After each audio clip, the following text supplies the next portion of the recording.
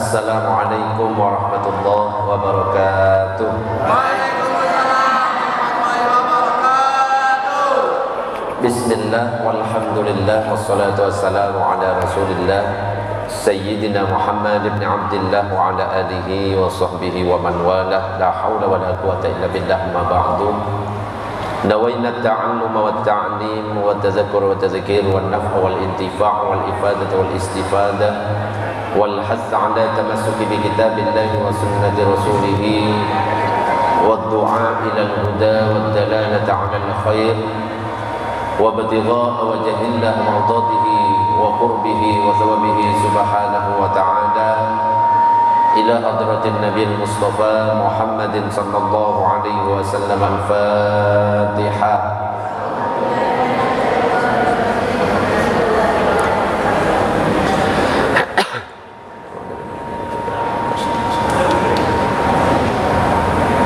Para jamaah, Bapak Ibu yang dirahmati oleh Allah, alhamdulillah pada kesempatan malam ini kita masih diberikan keistiqomahan oleh Allah, diberikan kesempatan untuk bisa hadir di Majelis Al-Anwar meskipun siang tadi sempat hujan deras. Hujan deras terus sampai maghrib masih hujan, betul? Saya sudah ancang-ancang mau nelpon Pak Herman. Biasanya kalau hujannya deras gak berhenti-berhenti, ada ritual dari Pak Herman, ngelempar kolor hijaunya Pak Herman ke atas atap, langsung berhenti biasa. Cuma kok ternyata sudah berhenti duluan, akhirnya ritualnya tidak terjadi ya. Tapi alhamdulillah ya, sekarang yang hadir tetap banyak. Jadi ini cocok dengan slogannya, hujan gak hujan tetap Majelis Al-Anwar. Jawabannya apa? Istiqomah tanpa batas. Istiqomah tanpa batas. Coba Majelis Al-Anwar. Istiqomah tanpa batas. Kau nak batas sih, mau hujan ya, wes terobos saya. Allahumma shalli ala Sayyidina Muhammad. Dan yang diharapkan dengan adanya wadah Majelis Al-Anwar ini, ayo kita jalin kekompakan, jalin silaturahim. Kenapa? Karena setiap manusia itu pasti membutuhkan satu dengan yang lain. Kalau dalam pelajaran dulu itu istilahnya manusia itu adalah makhluk sosial. Gak mungkin ada orang bisa hidup sendirian tanpa bantuan orang lain. Sama seperti adanya majelis ini saling membutuhkan. Saya ya butuh MC, saya butuh tim hadroh, saya butuh jamaah. Coba bayangkan kalau misalkan saya ceramah-ceramah sendiri, teriak-teriak sendiri, lucu jadinya. Atau jamaahnya ada tapi nggak ono tim hadroh, duduk gak jelas, ya kurang menarik. Makanya dengan adanya seperti ini, kita berdoa bersama-sama, mudah-mudahan kita senantiasa dan tetap kompak selamanya. Dan ini menjadi muqaddimah kumpulnya kita nanti di surga. Amin ya rabbal alamin. Jadi yang perlu kita perhatikan di sini, manusia adalah makhluk yang tidak bisa tidak harus berhubungan satu dengan yang lain. Makanya kalau ada yang kesusahan di Majelis Al-Anwar, ayo kita bantu bareng-bareng. Kalau ada yang senang, ayo senang bareng-bareng.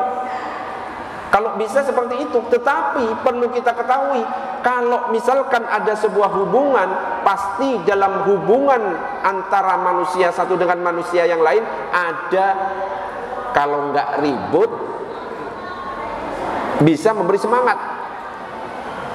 Pasti antara satu dengan yang lain berhubungan pasti ada ributnya. Pasti juga ada akrabnya. Belum tentu yang duduk bareng sekarang akrab, belum tentu itu akrab. Bisa jadi orang yang ada di sebelah kita itu adalah musuh. Nggak usah ngelihat sebelahnya ya, langsung lihat, musuh saya. Iya, ibu saya pernah ngomong, Sadat, hati-hati, orang yang tampak dekat denganmu belum tentu dia itu akan tetap seperti itu. Bisa jadi yang sebenarnya ada di sampingmu itu adalah musuh nantinya. Abah Ipin ya, bisa jadi Abah Ipin nanti musuh saya. Tapi insya Allah ya, kalau Abah Ipin insya Allah istiqomah, amin ya rabbal. Bahkan yang seorang musuh bisa jadi tiba-tiba akrab ya, yang awalnya musuh bisa-bisa jadi akrab. Itulah kehidupan. Yang baik bisa saja jadi tersesat, bahkan yang tersesat bisa jadi orang yang baik. Makanya kita lihat orang yang hijrah ya, yang awalnya maksiat, yang awalnya minum minuman keras, akhirnya hijrah, tobat dan lain sebagainya. Tapi ketika kita hijrah, jangan sampai salah memilih guru. Banyak yang milih guru, yang salah itu banyak sekarang. Hijrahnya benar, tapi ketika memilih guru salah. Akhirnya apa? Baru hijrah 1 bulan sudah pintar nyalahkan orang. Itu berarti hijrahnya salah. Nah, kita itu jangan sampai seperti itu. Jangan sampai sedikit-sedikit nyalahkan orang. Majelis Al-Anwar anti untuk menyalahkan orang. Kita kalau melihat perbedaan harus saling menghormati. Allahumma shalli ala sayyidina Muhammad. Nah, ketika kita berteman dengan satu dengan yang lainnya harus pinter. Ketika bergaul harus pinter, cari teman pergaulannya itu. Kalau kita salah pergaulan, kita bisa rusak. Tapi kalau pergaulan kita benar, kita akan menjadi lebih baik. Bahkan ada orang yang awalnya males karena teman bergaulnya itu semangat ngaji, akhirnya jadi semangat ikut ngaji. Betul Banda? Ayo ngaji. Ada yang bagian ngompor-ngompori untuk ngaji. Itu bagus. Temen nih kalau ada orang yang seperti itu. Ada orang yang sering gembosi. Wis lah, hujan, gak usah hadir. Wis, kalau kayak gitu itu jauh, itu hati-hati. Jadi kalau mau cari teman yang bisa lebih mendekatkan kita kepada Allah. Kalau bisa cari teman yang bisa menjadi guru, cari guru yang bisa menjadi teman. Itu bagus. Allahumma shalli ala sayyidina Muhammad. Makanya dikatakan dalam sebuah syair, jangan engkau temani pemalas dalam seluruh tingkahnya, karena rasa malas itu mudah menularnya. Jadi kalau rasa malas, keburukan menular cepat. Tapi kalau kebaikan menularnya itu agak lama, butuh proses. Makanya orang untuk menjadi baik kadang-kadang lama sekali, karena memang penularannya agak lama. Tapi kalau untuk menjadi buruk cepat, langsung.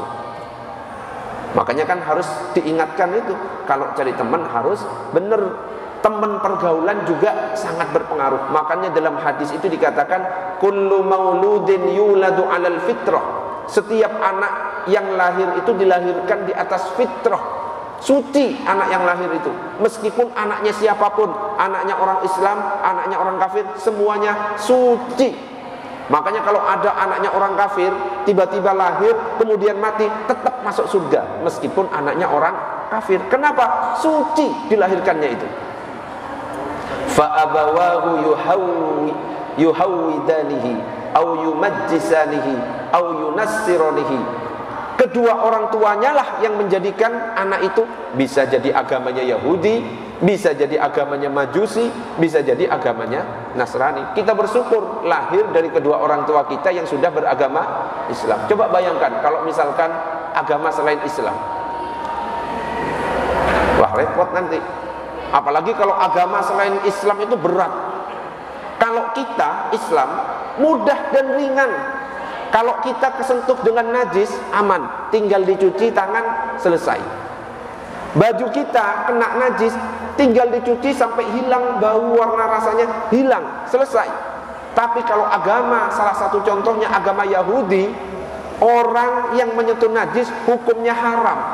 Nyentuh najis hukumnya haram. Baju yang terkena najis tidak bisa dipakai lagi, harus dibuang. Kalaupun mau dibuang, kalaupun mau dipakai, harus dilubangi yang kena najis, ditempel. Itu kalau agama yang lain. Kalaupun terkena badan kita harus dikelupas. Itu agama yang lain. Nah, agama kita enggak, ringan. Makanya agama Islam itu mudah. Makanya kalau ada orang yang berprofesi sebagai tukang sedot WC, aman. Ya, tukang sampah yang biasanya ngangkat najis dan lain sebagainya, aman. Kenapa? Agama Islam itu mudah. Allahumma shalli ala sayyidina Muhammad. Jadi orang yang ada di sekitar kita itu ada 3 kelompok. Yang pertama adalah orang-orang yang di atas kita dalam ilmu dan amalnya. Nah, kalau ada orang yang seperti ini, wajib kita ikuti, wajib kita dekati. Kenapa? Karena dari mereka lah kita diharapkan bisa mendapatkan ilmu, juga bisa mencontoh amal istiqomah yang dilakukannya. Itu yang pertama. Yang kedua adalah ada orang yang berada di bawah kita dalam ilmu dan amalnya. Nah, kalau ada orang yang seperti ini, harus kita kasihani, kasih perhatian. Kalau bisa kita ajak, kita rangkul, ayo bareng-bareng. Supaya apa? Supaya menjadi lebih baik. Dan yang ketiga adalah orang yang sederajat dengan kita dalam ilmu dan amal. Jadi sama, ya, tingkatannya yang nggak tinggi, nggak rendah, sama. Nah, kalau yang seperti ini, ayo kompak bareng-bareng, saling menyemangati. Supaya apa? Kita istiqomah dalam kebaikan. Mudah-mudahan kita yang hadir di sini selalu diberikan keistiqomahan oleh Allah. Amin ya rabbal alamin. Tetapi yang harus diingat, jangan pernah kita merendahkan orang lain. Meskipun tingkatan kita derajatnya di atas orang lain, jangan pernah kita merendahkan orang lain. Karena kalau sudah merendahkan orang lain, itu termasuk dalam hadis Nabi, al-kibaru batarul haqqi wa ghamtun nas. Sombong itu adalah menolak kebenaran dan merendahkan orang lain, termasuk sombong. Kalau sudah masuk kriteria sombong, dikatakan oleh Nabi, la yadkhulul jannah man kana fi qalbihi mithqalu dzarratin min kibrin. Gak akan masuk surga orang yang dalam hatinya ada sebiji sawi kesombongan. Makanya iblis itu 80.000 tahun sujud di surga, bahkan tidak ada sejengkal pun yang tidak pernah dijadikan tempat sujud, tetapi hanya ada kesombongan di dalam dirinya. Sekali saja nolak perintah Allah. Ketika diperintah sujud, iblis mengatakan, ana khairum minhu, aku lebih baik daripada Adam. Langsung diusir dari Allah. Karena surga itu bukan tempatnya orang sombong. Gak boleh. Kalau kita ketemu dengan siapapun, anggap orang itu lebih baik dari kita. Ketemu anak kecil, anggap anak kecil lebih baik. Kenapa? Anak kecil belum punya dosa, sedangkan kita dosanya sudah banyak.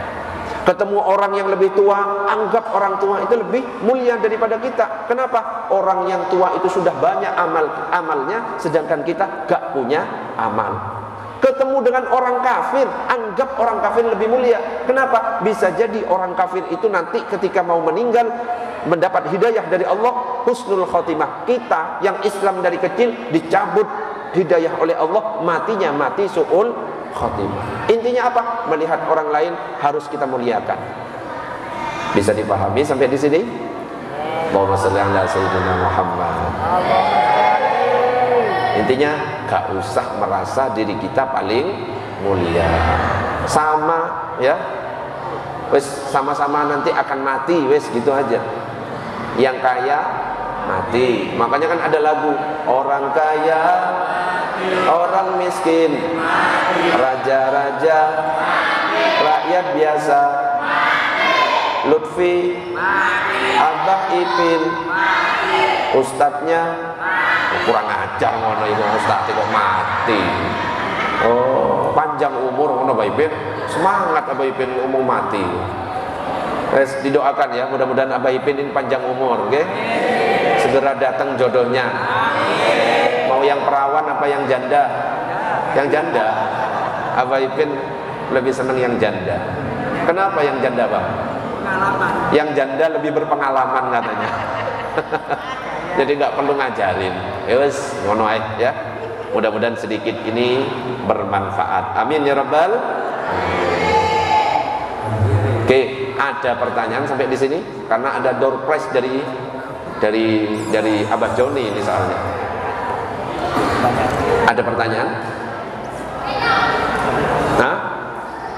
Ada yang mau tanya? Ibu-ibu atau bapak-bapak? Nggak ada? Kalau nggak ada, pertanyaannya dari sini. Door prize-nya banyak atau Pak? Ada door prize 10. Umroh teman. Umroh. tapi bohong. Sing penting door prize. Oke, saya awali satu pertanyaan dulu, nanti pertanyaan-pertanyaan yang lain dari para ustadz yang lain. Pertanyaannya, angkat tangan, bapak atau ibu?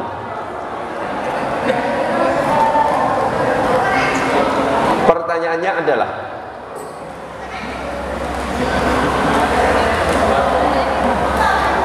bingung. Bulan Rajab itu ada peristiwa yang sangat luar biasa. Peristiwa apa yang terjadi di bulan Rajab? Angkat tangan. Oh, kok wis jawab? Yuk angkat tangan dulu. Siapa, Pak? Abah Joni. Siapa Abah Joni? Oh, Abah Joni nunjuk. Silakan.